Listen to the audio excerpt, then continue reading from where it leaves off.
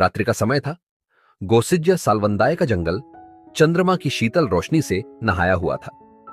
हवा में ठंडक थी और वृक्षों की पत्तियां मंद गति से हिल रही थीं, जैसे वे भी ध्यानस्थ हों। 3 भिक्षु आयुष्मान अनिरुद्ध, आयुष्मान नंदीय और आयुष्मान किंबिल शांति से ध्यान कर रहे थे। उनकी आंखों में करुणा थी, वाणी में प्रेम और मन में पूर्ण समर्पण। वे एक दूसरे से अलग नहीं थे। जैसे दूध और पानी आपस में घुल मिल जाते हैं, वैसे ही उनके हृदय भी एक हो चुके थे। इस रात उनके विहार में एक विशेष आगंतुक आया, स्वयं भगवान बुद्ध। जब बुद्ध ने पूछा, कैसी है तुम्हारी संगति, भगवान बुद्ध के आगमन से पूरा वातावरण दिव्यता से भर उठा।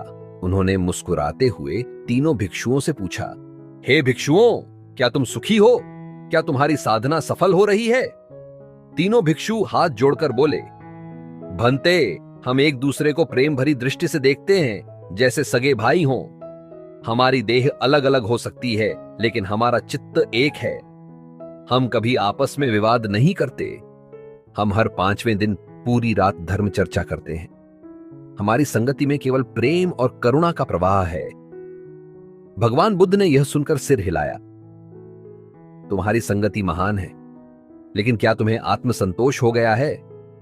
जब साधना अहंकार से मुक्त हो जाए, तीनों भिक्षु मुस्कुराए और बोले, भंते, नहीं, हमने न कभी यह सोचा कि हमारी साधना पूर्ण हो गई, न ही इस पर अहंकार किया।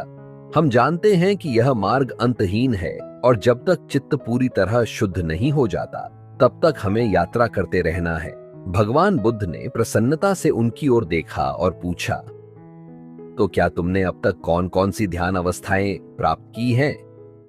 अनिरुद्ध बोले, भंते, हमने ध्यान की उच्चतम अवस्थाओं को अनुभव किया है।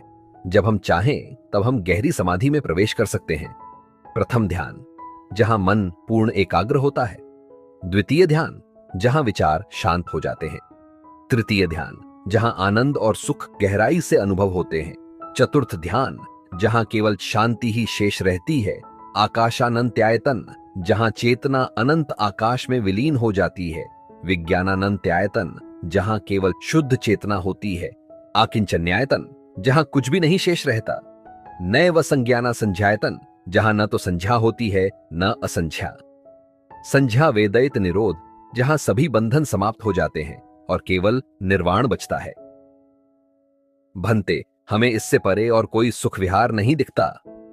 भगवान बुद्ध ने यह सुनकर तीनों भिक्षुओं की प्रशंसा की और कहा, सत्य साधक वही है जो बिना अहंकार के साधना करे। तुमने सही मार्ग चुना है। जब संगति आत्म कल्याण से लोक कल्याण बन जाए, भगवान बुद्ध वहां से प्रस्थान करने लगे।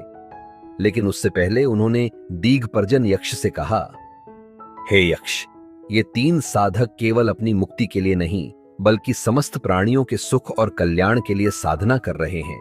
ये केवल आत्म कल्याण में ही नहीं लगे हैं, बल्कि वे पूरे लोक पर अनुकंपा, करुणा रखते हैं। इन्हीं के कारण संसार में धर्म का प्रकाश फैलेगा। इस कथा से हमें क्या सीख मिलती है? सच्चे साधक वे हैं जो प्रेम, एकता और करुणा से भरे होते हैं। यदि संगति में प्रेम और आदर हो तो साधना और भी गहरी हो जाती है।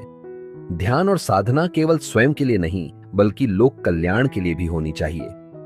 सच्चा ज्ञान वही है जो अहंकार से मुक्त हो। यदि यह ज्ञानवर्धक कथा आपको पसंद आई हो तो वीडियो को लाइक करें ताकि यह और लोगों तक पहुंचे। कमेंट करें कि इस कहानी से आपने क्या सीखा। अपने दोस्तों और परिवार के साथ शेयर करें ताकि वे भी इस ज्ञान का लाभ उठा सकें। हमारे चैनल को सब्सक्राइब करें ताकि आपको आगे भी ऐसी ही ज्ञानवर्धक कहानियां मिलती रहें। धन्यवाद। अगली कथा में फिर मिलेंगे, तब तक ध्यान और शांति बनाए रखें।